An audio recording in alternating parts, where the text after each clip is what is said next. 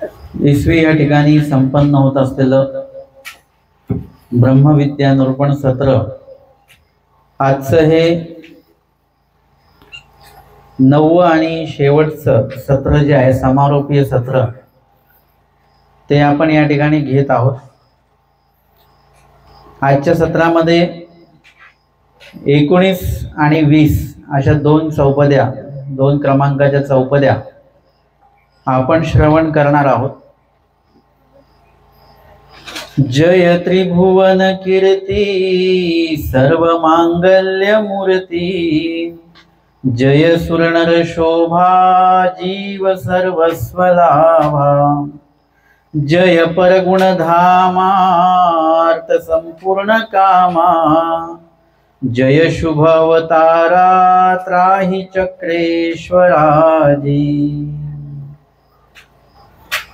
परमेश्वराच्या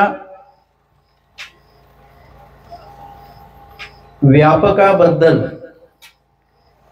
आपल्याला माहितीच आहे की परमेश्वर हे सर्व व्यापक आहेत. सर्वांना परमेश्वराने व्यापलेला आहे. तर मागील सत्रामध्ये आपण बघितलं की चैतन्य मायेने सर्व समस्त अनंत ब्रह्मांडाला व्यापलेला आहे आणि त्या मायेलाही परमेश्वराने व्यापलेला आहे. म्हणजे परमेश्वराचं जे व्यापकत्व आहे ते आपल्या लक्षात येतं. स्वरूपाच्या अर्थाने तर परमेश्वर व्यापक आहेच, परंतु जय त्रिभुवन कीर्ती म्हणजे त्रिभुवनाला परमेश्वराबद्दलची माहिती आहे. त्रिभुवनामध्ये परमेश्वराची कीर्ती आहे. त्रिभुवन म्हणजे स्वर्ग, मृत्यूलोक आणि पाताळलोक. या त्रिभुवनामध्ये परमेश्वराच्या बद्दल जरी आपण कालच्या सत्रामध्ये बघितलं की देवता परमेश्वराला बघू शकत नाहीत, तरी देखील देवतेला परमेश्वराचं अस्तित्व आहे. जसं आता आपण हवेला बघू शकतो का? नाही बघू शकत, पण हवेचं अस्तित्व मात्र, वाऱ्याचं अस्तित्व मात्र आपल्याला जाणवतं आणि ते आहे हे लक्षात येतं. किंबहुना जी हवा आपल्याला दिसत नाही त्याच हवेवर आपण जगतो आहोत, ऑक्सिजनवर. तशा पद्धतीने चैतन्य आदी सकळ देवता 81 कोटी 1.25 देवता आहेत, परंतु त्यापैकी कुठल्याच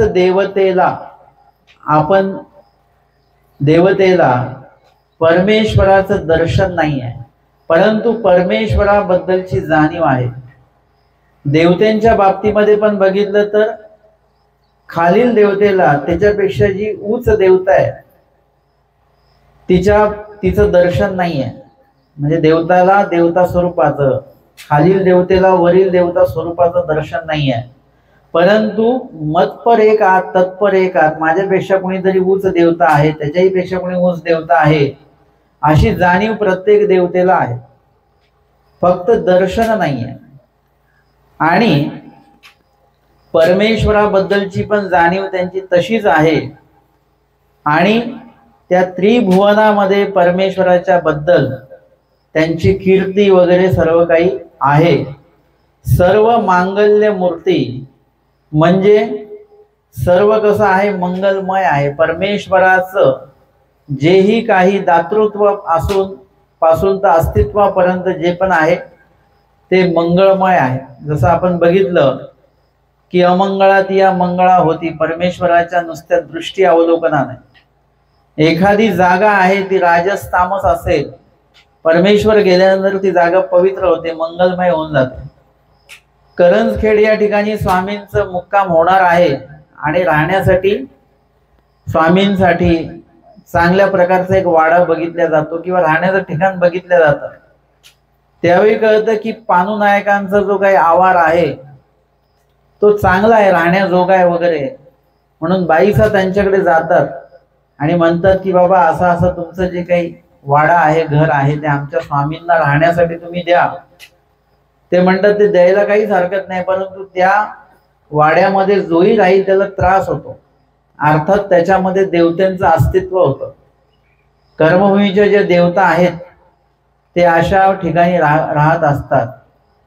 राऊळगणे, एखादी विहीर असेल पडकी, एखादं पडका एकदम हे असेल, मोठा वाडा वगैरे काही असेल, जळी विहिरी, राऊळगणे, अशा ठिकाणी त्यांचं राहणं असतं त्या देवतांचं, जिथे कोणी येत जात नाही जास्त. मग त्या वाड्यामध्ये ते तसं अस्तित्व देवतेचं होतं, देवता राहत होत्या. त्यावेळी बाईसांना त्यांनी तिथली समस्या सांगितली, पण बाईसा म्हणतात तसं काही नाही, आमच्या स्वामींना तुम्ही राहण्यासाठी ते द्या वाडा, तिथला काय त्रास असेल ते स्वामी बघून घेतील. आणि मग स्वामींसाठी ते जे काही वाडा आहे तो खुला करून देण्यात आला. आणि स्वामींचं त्या ठिकाणी अवस्थान झाल्यानंतर त्या ठिकाणी असलेलं जे काही सामर्थ्य असेल वगैरे ते तिथून निघून गेलं आणि तो वाडा चांगला झाला, मंगलमय झाला. म्हणजे त्यामध्ये राहिल्यानंतर जो काही त्रास व्हायचा तो त्रास संपुष्टामध्ये आला. असं परमेश्वराचं ते अस्तित्व आहे की ज्यांच्या संपर्काने जे काही अमंगळ असतं ते मंगळमय होऊन जातं. जेव्हा साधईसा स्वामींच्या भेटीसाठी आलेले आहेत आणि पूजा अवसराला पोचायचंय त्यांना, पण पूजा अवसराला पर्यंत किंवा ते अवसरापर्यंत ते पोचू शकले नाहीत, कारण की साधईसा या वयस्कर पण आहेत, स्थूल पण आहेत, चालण्याच्या दृष्टीने त्यांना तो वेळ लागला, लवकर येता आलं नाही. आणि आल्यानंतर त्यांच्या डोक्यामध्ये तोच विषय चालू आहे की मी देवाच्या पूजा अवसराला पोचू शकले नाही, असा विषय डोक्यामध्ये सुरू आहे. तिथे स्वामींच्या समोर येऊन उभे राहिले, दंडवत केला, पण तो देव भेटल्याचा आनंदच नाहीये त्यांना ते अवसराला चुकलो आपण, त्याच दुःख त्याच्यामध्ये आहे. तेव्हाच आमचे स्वामी म्हणतात, बाई काखेचा मोटाळा परता ठेवा. म्हणजे तुम्ही काखेमध्ये जे काही गाठोडा आणले ते बाजूला ठेवा. आता त्या बघतात माझ्या काखेला तर काहीच नाहीये, माझ्या हातामध्ये कुठली पिशवी नाही, काही नाहीये, परंतु स्वामी पुन्हा पुन्हा त्यांना सांगतात की ते जे गाठोडा आहे ते बाजूला ठेवा, गाठोडा आहे ते बाजूला ठेवा. गोसाव्यांच्या शब्दावरील लक्षची नाही, त्यांचं लक्षच नाही की देव काय म्हणतायत. अर्थात आमचे स्वामी म्हणतात की आता परमेश्वर भेटले ना की तो आनंद व्यक्त करा तुम्ही. जो कार्यकाळ तुम्हाला नाही भेटला त्याचं दुःख नंतर करा, परंतु आता जे उपस्थित झालेला आहे त्याचा आनंद घेता येतो ना आपल्याला. जसं कधी कधी असं असतं की एखादी व्यक्ती, आपल्याकडे काही कार्यक्रम असेल आपण ठेवला, ते लोक आले, आपण आलेल्या व्यक्तीपेक्षा आलेल्या व्यक्तीकडे ते आमके नाही आले का म्हणून त्यांची चौकशी करतो. त्यांची चौकशी पण करा, पण आता जे आलेले आहेत ते आल्याचा आनंद व्यक्त करता येतो ना आपल्याला. कधी जर का कोणी खीर बनवून दिली तर आपण म्हणतो बासुंदी नाही बनवली, आता खिरी दिलेली तर खिरीचा आनंद घ्या, जेव्हा बासुंदी बनेल तेव्हा त्याचा आनंद घ्या. जे उपस्थित विधी आहे त्या उपस्थित विधीला आपण पार पाडलं पाहिजे. आणि जो विधी आता अनुपस्थित आहे किंवा आपल्याकडनं तो सुटलेला आहे त्याचं ही अप्राप्ती भावा, पण ती नंतर, आत्ता याचा आनंद घ्या. तुम्ही जर का शास्त्र ऐकत आहात, जो विषय ऐकत आहात तोच विषय ऐकून घ्या. मध्ये मध्ये हा नको विषयाला की आपण कालचं सत्र नाही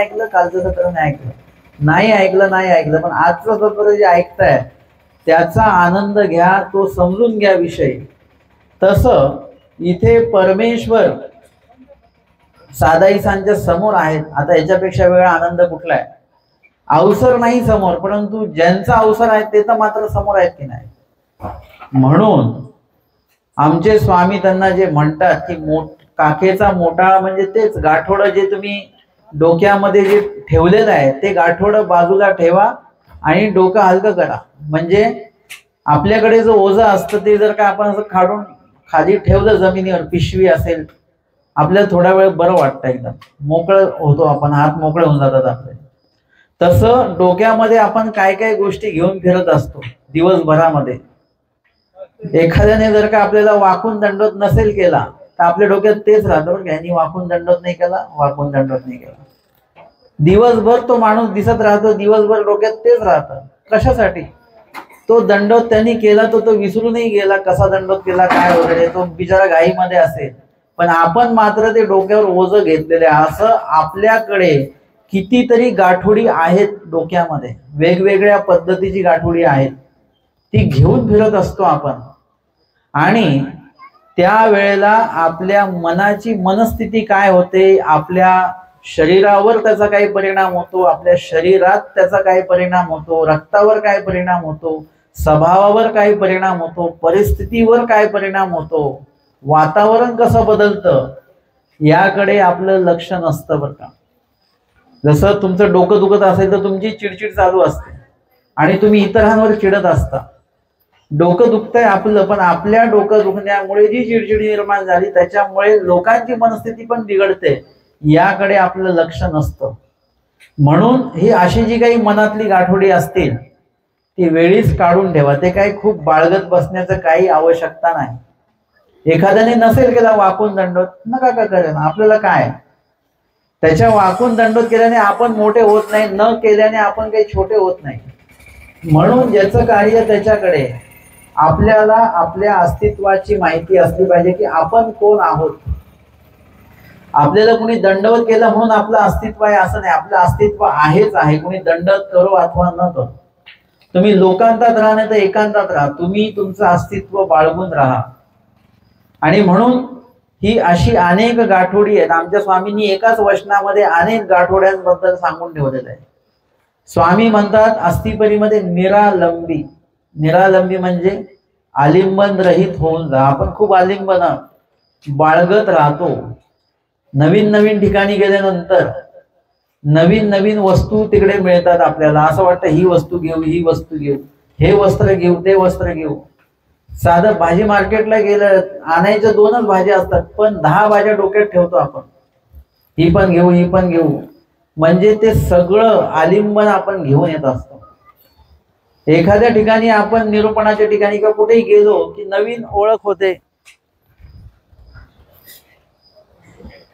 त्या ठिकाणी सुद्धा आपण अनेक अशा गोष्टी ज्या आहेत त्या गोष्टींचं आलिंबन स्वतःला लावून घेत असतो. तिथल्या ज्या काही घटना आहेत त्या घटना मनामध्ये ठेवतात. आता घटना जर का चांगली असेल आणि ती घेऊन जर का आपण निघालो, आमचे स्वामी सांगतात की कुणाच्याही भेटीला जाल तर तेथीचे काही एक गोमटे घेऊनही निघा. कुणाकडेही गेलो आपण तर तिथलं चांगलं घेऊन जर का निघत असू तर खूप चांगली गोष्ट आहे. पण जर का वाईट घेऊन निघत असू तर, त्यांचं वागणं चुकीचं असेल मग ते घेऊन आपल्या डोक्यात काय उपयोग आहे. त्यांचं वागणं चुकीचं असो ना कसं असो, त्याचा आपल्याला काही संबंध नाही आहे. म्हणून असे वेगवेगळे आलिंबन आपण धरून ठेवतो. काही नवीन ओळखी होतात, मग त्या नवीन ओळखीचं परत एक आलिंबन तयार होतं. मग त्यांना संपर्क ठेवा वगैरे, देणं घेणं करा. अर्थातच हे धार्मिक दृष्ट्या असेल तर खूप चांगली गोष्ट आहे.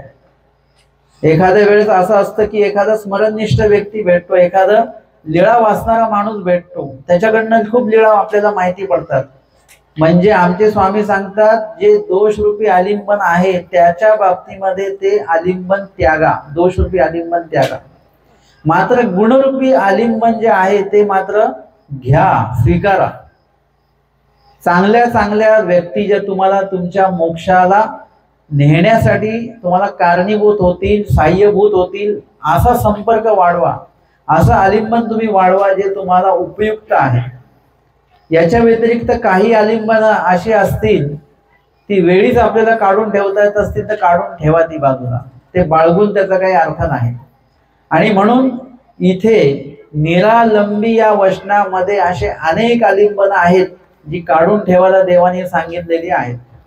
साधाईसांना स्वामी म्हणतात, आपला विषय वेगळा आहे, परत आपण त्या विषयाकडे येऊया की साधाईसाला स्वामी सांगतात की काखेचा मोठाळा पडदा ठेवा. त्यांच्या लक्षात येत नाही स्वामी काय बोलतात आणि गोसाव्यांच्या शब्दावर त्यांचं लक्ष नाही आहे. आणि स्वामी एक महत्वाचं वाक्य बोलतात, तुम्हाला आम्हाला सगळ्यांनाच ते वाक्य महत्वाचं आहे. आपण लीळाचरित्र वाचतो पण लीळाचरित्रातले काही वाक्य आपण वाचत नाही. ते वाक्य वाचतो पण वाक्य वाचत नाही. तुम्हाला प्रयोग करायचा असेल एक पुस्तक वाचून काढा. तुम्ही ते पुस्तक सगळं वाचून काढलंय, परत 8 दिवसांनी परत तेच पुस्तक वाचायला घ्या. त्याच्यात तुम्हाला असे काही वाक्य दिसतील की तुम्हाला असं वाटेल की हे मागच्या वेळेस वाचलेच नाही बरं काही वाक्य, काही नवीन वाक्य दिसायला लागतील त्याच्यामध्ये.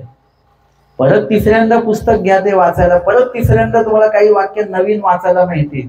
अर्थात मागच्या वेळेस तुम्ही ती वाचलेली आहेत, परंतु लक्षपूर्वक वाचलेली नसल्यामुळे ती लक्षात तुम्हाला आता त्या नवे वाटतात. काही लोक असतात ना, ते म्हणतात की आम्ही भेटलो होतो इसवीच्या पोथीमध्ये, तुम्हाला भेटलो होतो, आणि खरोखर ते भेटलेले असतात, पण पुढच्या 2 महिन्यानंतर आपण त्यांचा चेहरा विसरून जातो. मग आठवतं, अरे हो, मग नव्याने आठवतं परत. तसं आहे की इथे आपल्याला काही गोष्टी असतात लीळा चरित्रातले, काही काही शब्द आहेत. जसं ते भटोबासांना स्वामी भर तापामध्ये नेवाशाला पाठवतात, तर ती लीळा सगळेजण सांगतातच, पण त्यातलं एक वाक्य आहे. जेव्हा स्वामी त्यांच्यासाठी शिदोरी पाठवतात आणि वामनमती विलास त्यांना ती शिदोरी देतात, आणि ती शिदोरी हातात घेतल्यानंतर भटोबास एक वाक्य म्हणतात की गोसाव्यांसी माझी चिंता. अख्खी लीळा एका बाजूला आहे आणि हे एक वाक्य आहे, 2 शब्दांचं वाक्य आहे, हे एका बाजूला आहे. हे वाक्य वाचताना जर का तुमच्या डोळ्यात पाणी नाही आलं तर ती लीळा तुम्ही वाचतच नाही असा त्याचा अर्थ आहे. फक्त वाचून काढताय, ती अंतकरणापासून वाचत नाहीये. ते वाचत असताना भट्टोबासांची जी काही भावना आहे की गोसाव्यांसी माझी चिंता, म्हणजे त्या भर तापात भट्टोबासांना पाठवल्यानंतरही भट्टोबासांना हे वाक्य अधोरेखित होतं, आठवतं की देवाला माझी किती काळजी आहे. तर अशा पद्धतीने असे काही वाक्य लीळा चरित्रामध्ये असतात की गोसाव्यांच्या शब्दावर लक्षच नाही. हे वाक्य खूप महत्वाचं आहे. आमच्या स्वामींनी आम्हाला कितीतरी वचनं सांगून ठेवलेली आहेत.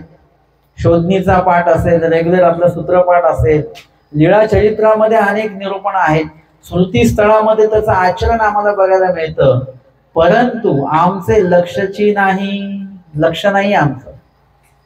जसं मी सांगत असतो की मला अक्षता लावू नका, आम्ही काही भागांमध्ये अक्षता वाहनं बंद करवलेलं आहे. का बरं? अक्षता वाहनं योग्य की अयोग्य? कसं?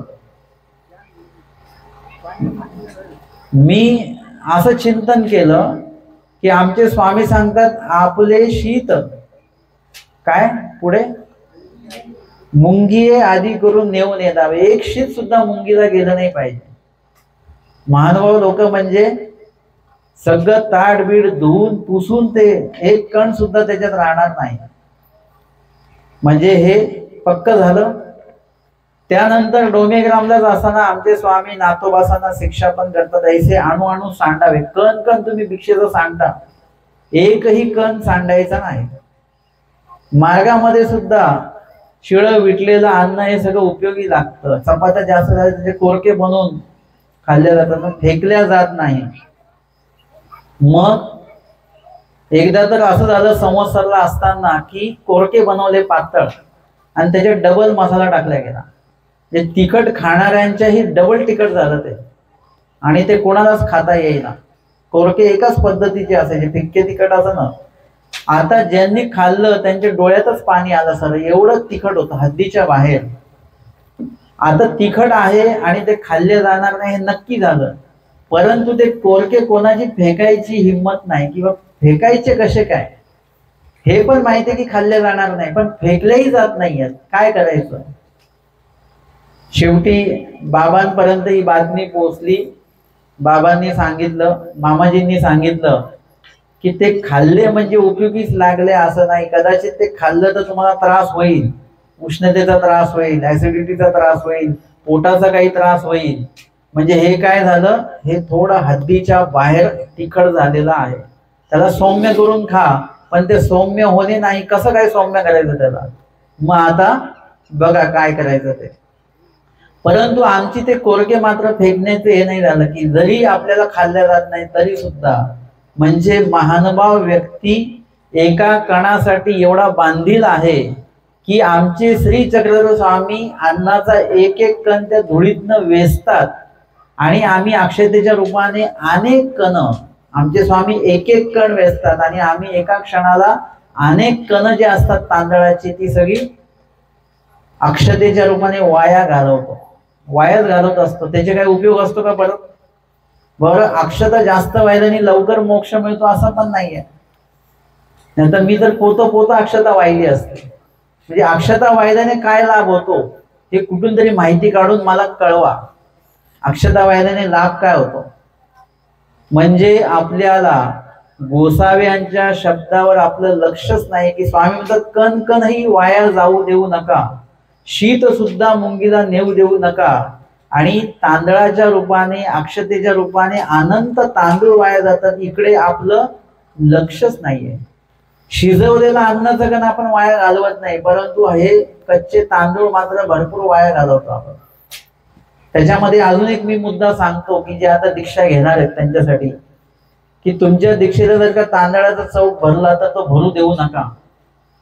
कारण की दीक्षा कुठे होते? मार्गात होते, आणि मार्गातलेच तांदूळ ते चौक भरायला घेतात. ते दीक्षेचं अन्न असतं, त्याच्यावर पाय देऊन आपण बसत असतो.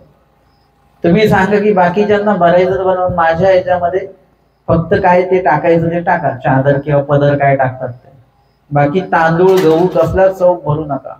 त्याच्यावर पाय देऊन बसणं हे कुठल्याही तत्वामध्ये बसत नाही असं मला वाटतं. आणि म्हणून इथे परमेश्वराच्या शब्दावर लक्ष असलं पाहिजे. स्वामी कुठे कुठे काय काय म्हणतात ते म्हणण्याचं त्यांचं उद्दिष्ट काय आहे. जसं मी याच लीळेचं एक उदाहरण देत असतो की सगळे भक्तजन आलेले आहेत आणि भटोबासच नाहीये. स्वामींचा कल नेहमी भटोबासांकडेच असतो. मग स्वामी विचारतात सगळे आले आणि वानरेश आले नाही, तेव्हा दादो स्वामींना टोचून बोलतात की गोसावियांचा वानरा जरी तापला असेल तर आपण ते सांभाळीना वगैरे वगैरे. बाकीचं सगळं बरोबर बोललेत, पण ते टोचून काय बोलले? गोसाव्यांचा वानरा, तुमचा नाथो, तुमचा भट्टोबास असं म्हटलेत. आता स्वामींना ते खटकलं. स्वामींनी काय केलं? बोलवणं पाठवलं. पेशंटला भेटायला जातात ना, स्वामींनी पेशंटलाच भेटायला बोलवलं आणि त्यांनी उठवलं एकाने की देवाने तुम्हाला बोलवलंय. आता भट्टोबास एक पाऊल पुढे आहे. ते म्हणतात जर का मला ताप आहे, हे स्वामींना पण माहिती आहे ना, तर कोणीतरी सांगितलं असेल, तरीही देवाने मला बोलवणं का पाठवलंय. भट्टोबासही उठतात आणि जातात. आणि मग स्वामी त्यांना म्हणतात की म्हणे तुम्हाला ताप आहे.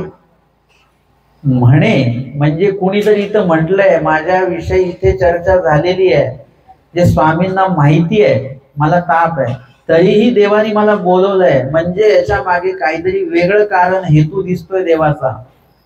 ते म्हणतात कोण म्हटलं? मी चांगला आहे. म्हणजे लगेच भट्टोबासांनी कुशळतेने ओळखलं की गोसाव्यांच्या शब्दावर भट्टोबासांचं लक्ष आहे. स्वामी काय मुद्दा मांडतात, काय शब्द बोलतात, काय वाक्य बोलतात, काय अक्षर बोलतात, प्रत्येक गोष्टीचं निरीक्षण आहे स्वामींच्या भट्टोबासांचं. म्हणून बाहुल्य भट्टोबास प्रवृत्ती जाणती असं येतं. तसं या ठिकाणी आमच्या साधाईसांनाही स्वामी म्हणतात की काखेचा मोठाळा परता ठेवा. अजून एक वाक्य बोलतात की हे भेटे तेवढीची पर्व का. हे वाक्य नेहमी लक्षात ठेवा.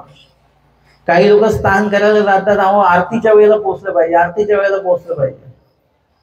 काही लोक एवढे आनंदित असतात पांचवेश्वरला जाणारे लोक की आम्हाला उटी पण भेटली आणि आरती पण भेटली. परंतु तिथे दत्तात्रय प्रभू रोज येतात की नाही? दत्तात्रय प्रभू पण भेटले पाहिजे ना आपल्याला. आपला आनंद त्याच्यामध्येच असतो की आम्हाला आरती आणि उटी भेटली, पण तिथे दत्तात्रय रोज येतात, ते आपल्याला भेटले नाही, त्याचं दुःख असलं पाहिजे ना आपल्याला. तुम्ही आता निरूपण स्थळी आले आणि ते चहाही मिळाला आणि जेवणही मिळालं, त्याच्यात आनंद मानायचा का? चहा मिळाला, जेवणही प्रसादही मिळाला, परंतु पोथी ऐकायला नाही मिळाली, ह्याचं दुःख असलं पाहिजे जास्त. तसं दत्तात्रय प्रभू नाही भेटले याचं दुःख आपल्या मनामध्ये असलं पाहिजे. आमचे स्वामी काय म्हणतात? हे भेटे तेवढीची पर्व काळ. म्हणजे तुम्ही जरी आरतीच्या वेळेला नाही पोहोचला काही कारणास्तव, तरी सेवेच्या वेळेला जर का पोहोचलात तर ती सेवा तुमच्यासाठी काय महत्वाची आहे. तेवढीची पर्व काळ. एखादा विधी अशक्त शुश्रूषा उपलक्षणे जर का अशक्ताचा विधी प्राप्त झाला, प्रेमोपायासारखा विधी प्राप्त झाला, म्हणजे ते परमेश्वर भेटल्याच तो विधी आहे. आमचे स्वामी अजून एक टप्पा पुढे सांगतात, एकमेका भेटल्या हे भेटल्याचा पाळज आहे. कधी बरं? आपण एकमेकांना भेटलो, ते म्हटले कधी आले, ते म्हटले कधी आले, आत्ताच आलो, मगाशीच आलो, तब्येतच चांगली नाही, हेच नाही तेच नाही. ह्याच्यानी पर्व काळ साधल्या जाणार आहे का?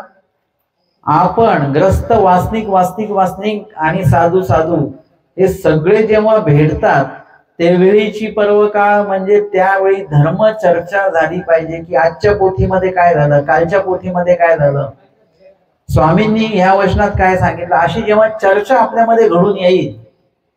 कधी कधी राजकारणाचे विषय बाजूला ठेवायचे असतात. ते तुम्ही इथे किती जरी बोलले, कुठलं सरकार येणार आहे तरी त्याच्याने आपला मोक्ष साधला जात नाही, ईश्वर प्रसन्न होत नाही. परंतु त्यातल्या त्यात एखादा वेळ निवडून जर का आपण धर्मचर्चा केली तर मग परमेश्वर भेटल्याचा पाळ जातो, म्हणजे परमेश्वर भेटल्यासारखं होतं. कारण की जेव्हा तुम्ही धर्मवार्ता करता तेव्हा परमेश्वराची कृपा दृष्टी त्यांच्यावर आपल्यावर असते. मी हा एक विषय लक्षात घेतला की धर्मवार्ता केल्याने परमेश्वराचं लक्ष आपल्याकडे असतं.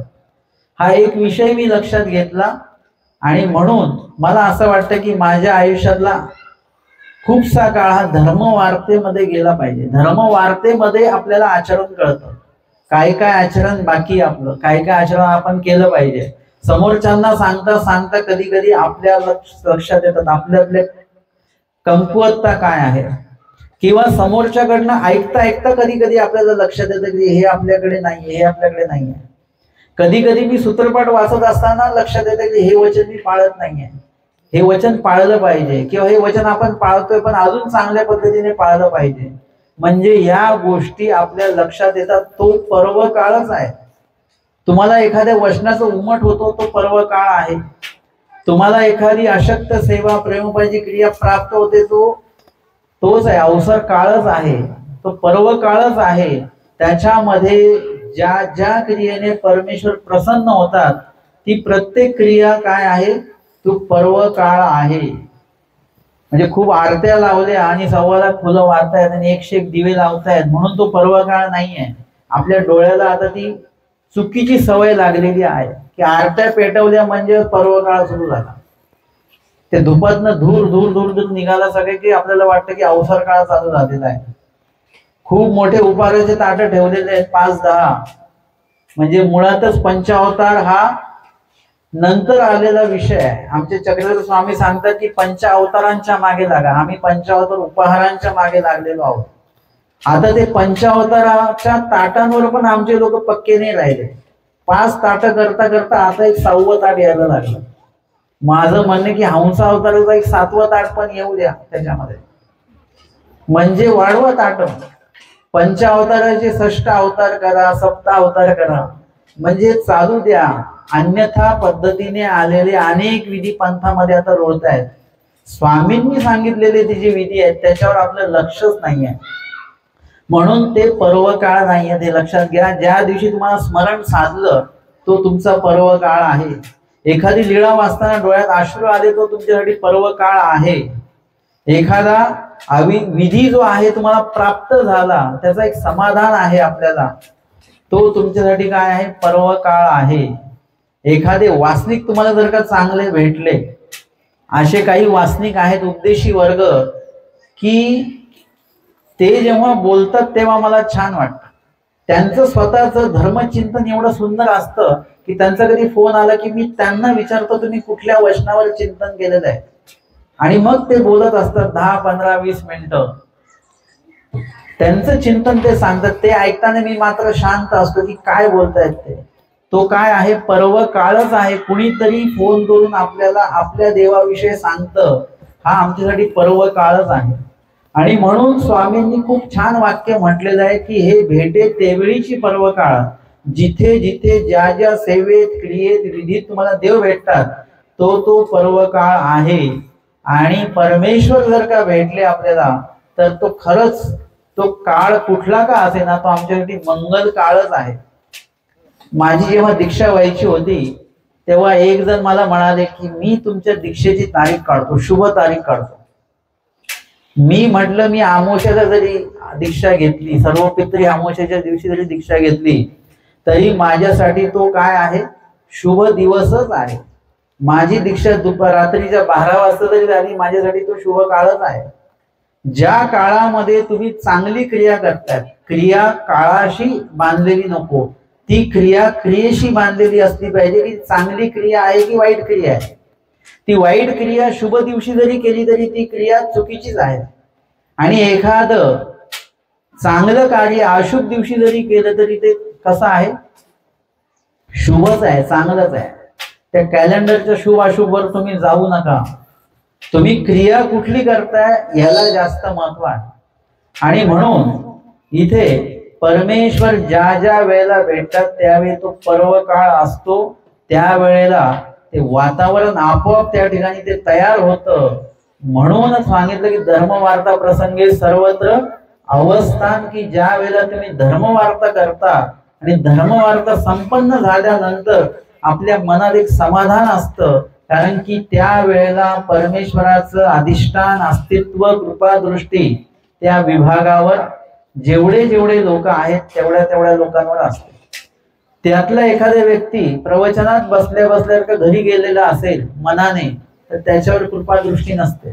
जो धर्मवार्तेमध्ये सहभागी आहे त्याच्यावरच ती कृपा दृष्टी आहे आणि त्यालाच त्या अस्तित्वाचं लाभ आहे. आणि म्हणून सांगितलं सर्व मांगल्य मूर्ती, म्हणजे परमेश्वराचं सर्व जे काही अस्तित्व आहे ते मंगलमय आहे. आमचे स्वामी ज्या पाषाणाला स्पर्श करून निघून गेलेले आहेत, पण तो पाषाण सुद्धा असा आहे ज्याला आम्ही विशेष म्हणतो किंवा प्रसाद म्हणतो, त्याच्यामध्ये ती मंगळता आलेली आहे. आणि जेणेकरून त्या विशेषाचं, प्रसादाचं जर का, स्थानाचं जर का आपण वंदन केलं तर ते पावित्र्य आपल्याकडे पण येतं. तसं नित्यविधीमध्ये असताना 7 वेळा देवपूजा सांगितलेली आहे. एरवी आपण किती वेळ करतो? 3 वेळ. त्यातले पण काही लोक 2च वेळ करतात. त्यांना म्हटलं की दुपारी देव करत नाही का? दुपारी वेळच नसतो आम्हाला, स्वयंपाक असतो, हे असतो ते. एखादा विशेष करायला किती वेळ लागतो?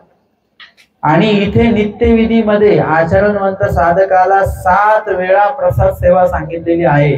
7 वेळा विशेष वंदन करायचे आहे. जेणेकरून काय की ते जे पावित्र्य त्याच्यामध्ये समाविष्ट आहे त्या पावित्र्याचा आपला संपर्क येत राहावा. नुसतं कपाळाचा स्पर्श नाहीये, तर तो विशेष ज्या देवाचा आहे त्या देवाच्या लीळेचा स्पर्श सुद्धा हृदयापर्यंत पोहोचतो. विशेषाचा स्पर्श फक्त कपाळाशी संबंधित आहे, पण त्या विशेषाशी संबंधित ज्या लीळा आहेत त्या तुमच्या अंतःकरणापर्यंत पोहोचतात. म्हणजे दोन्ही बाजूनी आपल्याला लाभ आहे. सर्व मांगल्य मूर्ती म्हणजे परमेश्वराचा स्पर्श जरी, आपल्या स्पर्श झालेली वस्तू जरी आपल्यापर्यंत पोहोचली तरी आपल्याला एक आनंद वाटत असतो. जय सुरनर शोभा जीव सर्वस्व लाभा. जय सुरनर शोभा म्हणजे संपूर्ण ओळखण्या, देवता शक्त्या, चेतना शक्त्या या परमेश्वरा सोबत असतात. जीव सर्वस्व लाभा म्हणजे सर्व जीवांना लाभ देण्याचं व्रत परमेश्वराने स्वीकारलेलं आहे. जय परगुण धामा अर्थ संपूर्ण कामा म्हणजे परमेश्वराचं जे काही धाम आहे तो कसा आहे? परगुण आहे, म्हणजे श्रेष्ठ प्रकारचं असं गुणाचं दातृत्व करणारं ते ठिकाण आहे. परमेश्वराच्या स्वरूपी आपण गेलं की सर्वात श्रेष्ठ दान आहे आनंदाचं दान, ज्याच्यामध्ये कुठली मिश्रता नाही. ते दान देवाने आपल्याला दिलेलं आहे. आपल्यालाही लोकांकडनं दान मिळतं, पण ते दान आनंद नसतो, तो दान सुख असतं. सुख म्हणजे दुःख आणि सुखाची जी मिश्रता आहे त्याला सुख असं म्हटलेलं आहे देवाने. म्हणजे एखाद्याने आपल्याला गाडी घेऊन दिली, हे सुख आहे की आनंद आहे? दुःख मिश्रित असल्यामुळे ते सुख आहे, आनंद नाही आहे. गाडी तर फुकट मिळाली, पण इंधन तर आपल्याला पैसे खर्च करावे लागते ना. गाडीची देखरेख वगैरे याच्यासाठी आपल्याला पैसे खर्च करावे लागते, म्हणजे दुःख आहे त्याच्यामध्ये. एखाद्याने जरी आपल्याला आयतं अन्न दिलं, वाढून दिलं, परंतु ते खायचं आपल्याला आहे आणि ते पचवायचं आहे, ते अपचन झालेलं दुःख परत आपल्यालाच आहे. म्हणजे आपल्याला जीव देवता प्रपंचाकडनं जे मिळतं ते सुख दुःख मिश्र मिळतं आणि परमेश्वराकडनं जे मिळतं ते आनंददायी मिळतं. त्याच्यामध्ये कुठेही दुःखाचा लवलेश नाही. म्हणून परगुण धामा आर्त संपूर्ण कामा म्हणजे आर्तवंत जो असतो, स्वामी आर्ताप्रती बोलावे. म्हणजे ज्याला जी जी आर्ता आहे दैव पैकीची, कुणाला स्मरण घडावं म्हणून ती आर्तता आहे, देव आठवण्याची आर्तता आहे, एखाद्याला सेवा दास्य करण्याची आर्तता आहे, एखाद्याला शास्त्र जिज्ञासेची आर्तता आहे. ज्यांना जी जी आर्तता आहे दैव पैकीची, कर्म पैकीची नाही, ती आर्त परमेश्वर पुरवितात. कर्म पैकीची आर्त असेल तर गाडी पाहिजे, बंगला पाहिजे वगैरे, ती कोण पुरवतं? ती माया पुरवते. सहेतुकाचे फळ माया देत असते, ते परमेश्वर देत नाहीत. जरी तुम्हाला तिथून भेटलेलं आहे, परंतु दिलं मात्र मायेने दिलेलं आहे. आपण अप्रत्यक्षपणे मायेची भक्ती करत असतो, कारण की मागतो जे परमेश्वराला ते परमेश्वर देऊ शकत नाही, ते मायाच करवी दिलं जातं, आणि ते पण आपण जोडलेलं असतं तरच भेटतं. परमेश्वर प्रपंच पैकीच्या बंधनात तुम्हाला शक्यतो अडकवत नाहीत. आणि म्हणून आर्त संपूर्ण कामा, म्हणजे ज्यांना जी आर्त आहे ती परमेश्वर त्यांना दैव पैकीचे अर्थ पुरवितात. जय शुभ अवतारा त्राही चक्रेश्वरा. हे शुभ अवतारा म्हणजे उद्धरण व्यसनी अवतार आहेत. सकळ जीवांचा उद्धार करावा अशा प्रकारचं व्रत ज्यांनी, विडा ज्यांनी स्वीकारलेला आहे, असे श्री चक्रधरा महाराजा त्राही म्हणजे तुम्हीच माझं रक्षण करा. इति अनुदिन लीळा स्तोत्र चक्रेश्वराचे, जीवन स्मृती शिळाचे प्रत्यही शुद्ध भावे. श्रवण पठन योगे चिंतने जीव शुद्धी, करुणी परसुखाची प्राप्ती विभ्रांत साधी. इति अनुदिन लीळा. इति म्हणजे संपूर्ण, म्हणजे शेवट. आता शेवटची चौपदी सुरू आहे. अनुदिन, अनुदिन म्हणजे एका पाठी एक विधी घडत असतात. आपण सकाळपासून उठलो की एका मागे एक आपले विधी ठरलेले असतात, ते टप्प्याटप्प्याने विधी आपण करत असतो. दिवसभराचे विधी त्याच टप्प्याने होतात. नाश्त्याच्या वेळेला, चहाच्या वेळेला चहा, नाश्त्याच्या वेळेला नाश्ता, जेवणाच्या वेळेला जेवण, हे टप्पे पक्के असतात. असं असतं का कधी का नाश्त्याच्या वेळेला जेवण किंवा जेवणाच्या वेळेला नाश्ता, हे कधी काळी कशामुळे तरी घडत असेल, परंतु स्वाभाविकपणे जर का बघितलं तर जी गोष्ट ज्या वेळेला त्या वेळेला ती घडते, याला म्हणतात अनुदिन. म्हणजे दिवसाचा एक अनुक्रम आहे त्याच्यामध्ये. हा अनुक्रम आपण देवाचा ऐकलेला आहे. आपल्या अनुक्रमात बदल होईल, परंतु देवाच्या अनुक्रमामध्ये बदल होत नाही. पश्चात प्रहरी आमचे स्वामी उठतातच, त्याच्यानंतर सवावा दिकाला जातातच, विहरणाला जातातच, सकाळचं निरूपण होतच, पूजावसर होतोच. हा अनुदिन आहे पूर्ण. इति अनुदिन लीळा. या सर्व काय आहेत? देवाच्या लीळा आहेत. म्हणजे सजीवा संपर्कामध्ये येऊन जे केल्या जातं त्याला म्हणतात लीळा. निर्जीवाच्या संपर्कात येऊन जे केल्या जातं त्याला म्हणतात चेष्टा. इति अनुदिन लीळा. आता इथे लीळा शब्द व्यापक आहे. जे जे काही देवाने केलं, सजीव निर्जीव, हे सरसकट बोलायचं असेल तर ही देवाची लीळा आहे. आपण काय म्हणतो? वजरीची चेष्टा म्हणतो का? वजरीची काय म्हणतो? लीळाच म्हणतो. अर्थातच ते निर्जीवासोबत ते केलेलं आहे. तो काही जो पाषाण आहे तो देवाने तो घासलेला आहे, जे ते निर्जीव आहे.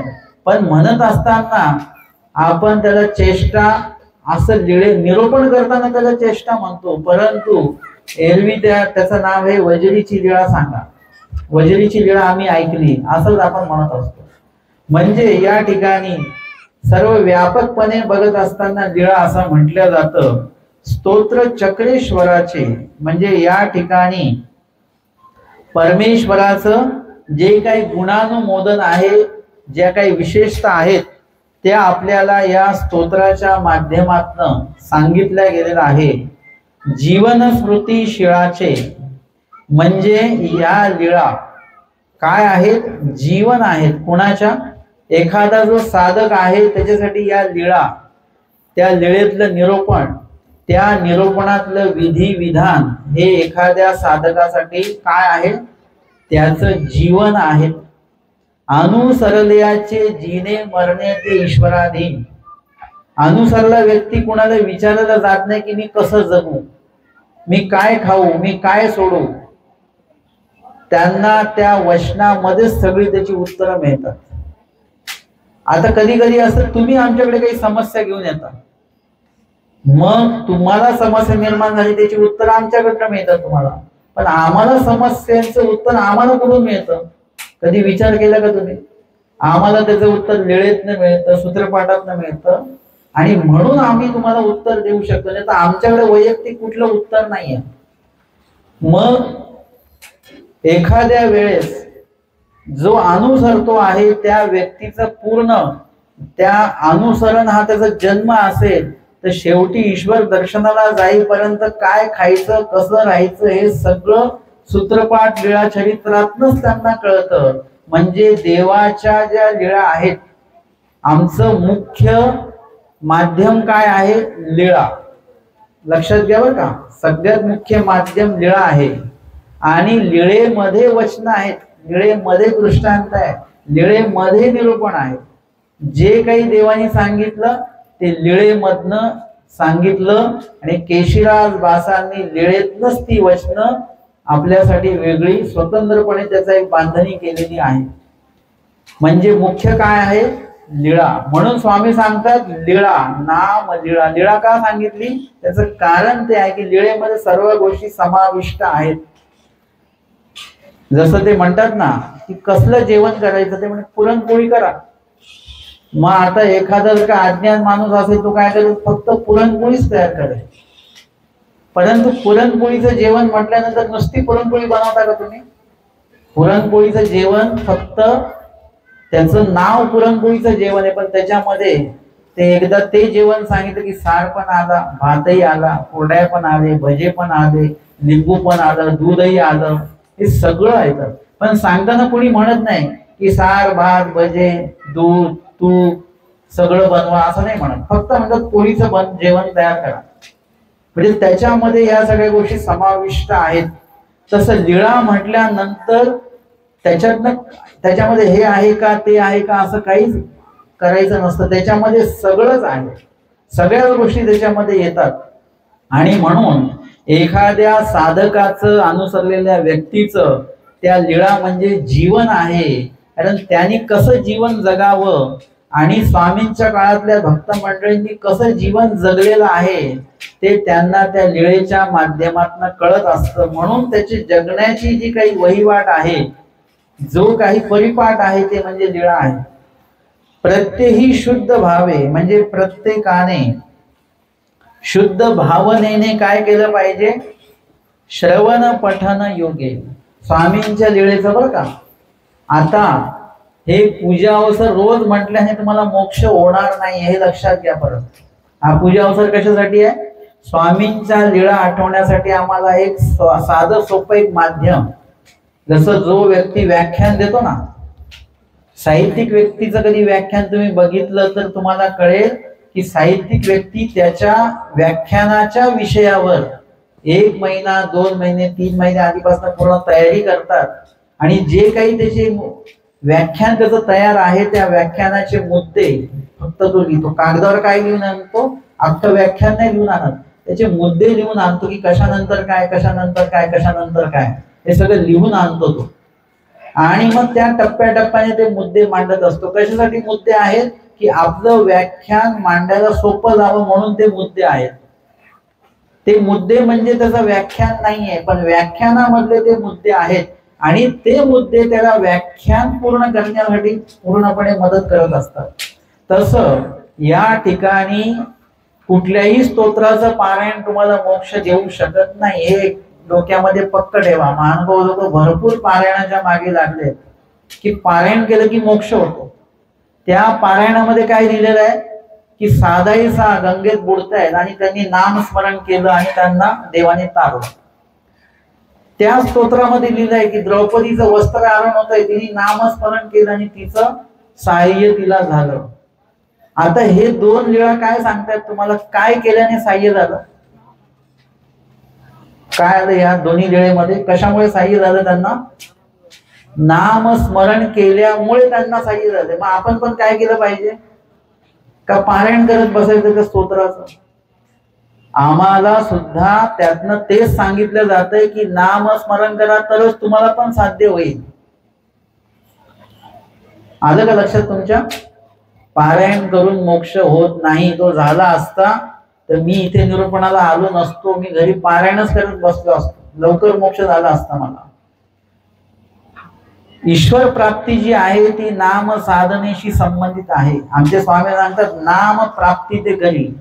याच्या व्यतिरिक्त देवानी काय प्राप्ती ते करी, कशाने, इतर कुठला विधी सांगितलेला नाही. म्हणजे अन्नदान प्राप्ती ते करी म्हटलं नाही, सेवादास्य प्राप्ती ते करी असंही नाही म्हटलं, परंतु नाम प्राप्ती ते करी हे पक्क म्हटलेलं आहे. कारण की तुम्ही किती सेवादास्य केलं त्याच्याने तुम्ही योग्य व्हाल, अन्नदान केलं त्याच्याने योग्य व्हाल, परंतु प्राप्ती होणार नाही. योग्य मात्र व्हाल, ते काही नुकसान वालंय असं नाही, ते उलट लाभदायकच आहे. परंतु ईश्वराची प्राप्ती पाहिजे ना, तर तुम्हाला नामाशिवाय प्राप्ती नाही. जसं तुम्ही तुमच्या घरी पोचाल, गाडी घेऊन याल, गाडीतनं उतरलात की चप्पल घालून तुम्ही घरापर्यंत या. गाडी चप्पल तुम्हाला घरापर्यंत आणू शकते, पण घराचं कुलूप मात्र चपलेने उघडता येत नाही, गाडीने उघडता येत नाही, बॅगेने उघडता येत नाही. घराचं कुलूप चावीनेच उघडावं लागतं. तसं आम्हाला ईश्वराच्या प्राप्तीला जायचं असेल तर त्या कुलपाची किल्ली म्हणजे नाम आहे. ते नामाशिवाय ते कुलूप उघडणार नाही. बाकी तुम्ही सगळ्या गोष्टी करा, त्याची प्रसन्नता देवाला आहे. अन्नदानही करा, सेवादास्य पण करा, सगळे विधी करा देवाने सांगितलेले, पण नामस्मरण विसरू नका. जसं मी म्हटलं की मी आता भरपूर प्रवचन करतो म्हणजे मला नामस्मरण करायची गरज नाही. यातनं जे काही मी चांगलं करत असेल त्याचं मला गोमट मिळत असेल, परंतु याचा अर्थ असा नाही की मी नामस्मरण नाही केले तरी चालेल, मला नामस्मरण करावंच लागेल. मी जर का म्हटलं मी भरपूर सेवा करतो म्हणजे मला नामस्मरण करायची गरज नाही, तसं नाही. सेवा करता करता नामस्मरण केलंच पाहिजे, देवपूजा करताना नामस्मरण केलंच पाहिजे. कुठलाही विधी तुम्ही करत आहात तरी नामस्मरण त्याच्यामध्ये आलंच. महिला वर्ग स्वयंपाक बनवताय, नामस्मरण चालूच ठेवा, त्याला दुसरा पर्याय नाहीये नामस्मरणाला. आपल्याला एखाद्या वेळेस तूप नसेल तर त्याच्यात आपण तेल घेऊ शकतो, परंतु इथे नामस्मरणाचं तसं नाहीये. नामस्मरणाला नामस्मरणच लागतं, दुसरा विधी कुठलाही त्याला पूरक ठरत नाही. आणि म्हणून भक्त जे असतात, भक्तांच्या सुद्धा ईश्वराचं नाम त्यांच्या स्मरणामध्ये हे असतच असतं. आपल्याला ज्ञानीला बाह्य स्वरूपात दाखवावं लागतं, परंतु प्रेमियाचं ते आंतरी त्यांचं चरित होत राहतं. ईश्वराचा आठव सतत त्यांच्यामध्ये असतो, म्हणून नित्य संबंध असं म्हटलेलं आहे. अशा पद्धतीने आपला विषय सुरू आहे की पारायण केल्याने कुठलाही मोक्ष होत नाही, फक्त पारायण केल्याने त्या लीळेंचा संदर्भ पुन्हा पुन्हा आपल्याला आठवतो. एखादं भजन, लीळापर भजन जर का म्हटलं तर ते भजन म्हटल्याने मोक्ष नाही होणार, पण ते भजन म्हणताना ज्या ज्या लीळा त्याच्यामध्ये आलेल्या आहेत त्या लीळेंचा आठव येतो ना आपल्याला. गंगे बुडता साधा तारिल्या त्या भजनामध्ये येतं ना. आता ते भजन म्हणत असताना ही ओळ जेव्हा येते तेव्हा ती लीळा जर का तुम्हाला आठवली तर त्या लीळा आठवण्याचं गोमट तुम्हाला नक्की लाभणार. गंगे बुडता साधा तारिले जसमाई साचे काहुर दवडिले शांताबाईसांची पूर्ण लीळा आठवणार, त्याच्याने तुम्हाला लाभ होणार आहे. म्हणजे अशा पद्धतीने तुम्ही स्वामींच्या लीळेंचं श्रवण करावं लागेल. आधी लीळा पठन म्हणजे त्या लीळेचं पाठांतर करावं लागेल, भोकाव्या लागतील त्या लीळा, चिंतन त्याचं अंतःकरणात करावं लागेल. श्रवण पठन योगे हे दोन्ही योग जर का जुळून आले तुमच्या आयुष्यामध्ये, लीळेंचं श्रवण आणि पठन, लीळेंचं श्रवण जे ऐकलेल्या ज्या लीळा आहेत त्यांचं पठन म्हणजे त्यांचं चिंतन जर का तुम्ही केलं तर चिंतने जीव शुद्धी, या दोन्हीच्या चिंतनामुळे तुमच्या जीवाची शुद्धता होणार. ज्या दिवशी तुम्हाला स्मरण साधलं सकाळी आणि एक लीळा पण तुम्ही छान आठवली, तुमच्यासाठी तो आनंद आहे. त्या दिवशी तुम्ही भांडाल का कोणाशी? तुम्ही म्हणाल नाही, आज आपलं विधिविधान छान झालेलं आहे, आज आपण मार्गातून आलेलो आहोत, आपण स्थान करून आलेलो आहोत, आपण साधूंना भेटलेलो आहोत, आज आपल्याकडे साधू येऊन गेले, आज भांडायचं नाही. म्हणजे त्या दिवशी भांडण टाळतो आपण. आता जर का रोजच आपण असं केलं तर काय होईल, रोजच आपल्याकडनं भांडण टळत राहील, भांडणच होणार नाही आपल्याकडनं. म्हणून उद्या भांडूया, पण उद्या पण परत ईश्वर आनंद आपल्याला प्राप्त झाला स्मरणाच्या माध्यमातून, की नको भांडायला. असं होता होता आपल्यामध्ये एक विशिष्ट प्रकारचा चांगला जो बदल आहे तो या माध्यमातून होणार आहे, की आपल्या जीवाची शुद्धी जी आहे ती शुद्धी करण्याचं हे माध्यम आहे. बाकी देहाची शुद्धता करायची असेल तर गरम थंड पाण्याची आंघोळ आहे, विविध प्रकारचे साबण आहेत, पण जीव स्वरूपाची जर का आंघोळ करायची असेल, तुम्हाला ते शुद्ध करायचं असेल तर तुम्हाला नामस्मरण, लीळा चिंतन याच्याशिवाय दुसरा पर्याय नाही आहे. आणि म्हणून सांगतात श्रवण पठन योगे, या दोन्हीचा योग जुडून आणा आणि त्यामुळे जे चिंतन होणार आहे त्याच्यामुळेच तुमच्या जीवाची शुद्धता ही होत जाणार आहे. करुणी परसुखाची प्राप्ती निभ्रांत साधी. आणि अशा पद्धतीने परमेश्वर काय करतात, त्या जीवाला, जो जीव याचं चिंतन करतो, लीळेचं चिंतन करतो किंवा वचनाचं आचरणाचं चिंतन करतो, स्मरणाचं चिंतन करतो, त्याला काय होतं, करुणी परसुखाची प्राप्ती. म्हणजे परसुख जे आहे, आता हे सुखच म्हटलं परंतु ते परसुख म्हणजे आनंद, त्या परसुखाची प्राप्ती होते, म्हणजे आनंदाची प्राप्ती त्या जीवाला होते, ईश्वर स्वरूपाची प्राप्ती त्या जीवाला होत असते. अशा पद्धतीने निभ्रांत साधी म्हणजे निसंशयपणे त्या जीवाला ईश्वराची प्राप्ती ही होणारच. आमच्या माहीम भट्टांनी आमच्या स्वामींच्या लीळा गोळाही केल्या, त्याचं लिखाणही केलं आणि अनेकांच्या चिंतनाला ते निमित्त तर ठरलेच, पण स्वतः सुद्धा लीळेचं चिंतन केलं. आणि मग आता विचारतात की भट्टो मला प्राप्ती होईल का, मला देव होईल का.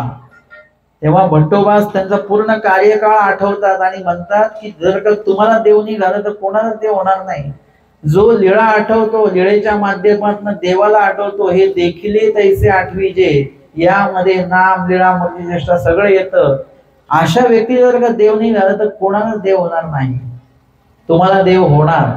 म्हणजे लीळेमध्ये ती ताकद आहे, ती लीळेमध्ये ती स्मृती आहे की तुम्हाला ईश्वर प्राप्त करून देण्यासाठी त्या लीळा सहाय्यभूत होतात. यामध्ये निभ्रांत साधी म्हणजे कुठल्याही प्रकारचा मनामध्ये संशय तुम्ही येऊ देऊ नका. आणि हा विषय पारायणातला नाही, हा श्रीमुखीचा विषय आहे की हे देखिले तैसे आठविजे, म्हणजे देवाच्या ज्या ज्या लीळा तुम्ही प्रत्यक्ष बघितल्या किंवा लीळा चरित्रातनं त्या ऐकल्या, तुम्हाला तशाच्या तशा त्या आठवायच्या आहेत. हेच देव आठवण्याचं एकमेव माध्यम आहे. आजचं हे समारोपीय सत्र या ठिकाणी संपन्न झालं आणि श्री आचार्य श्री चक्रपाणी बासकृत यांचा सायंकालीन पूजावसर या ठिकाणी आपण 9 सत्रांमध्ये श्रवण केला. आजचे 9वं सत्र, यामध्ये 19 क्रमांकाची आणि 20 क्रमांकाची अशा 2 चौपद्या या ठिकाणी आपण श्रवण आणि चिंतन केलेले आहे. दंडवत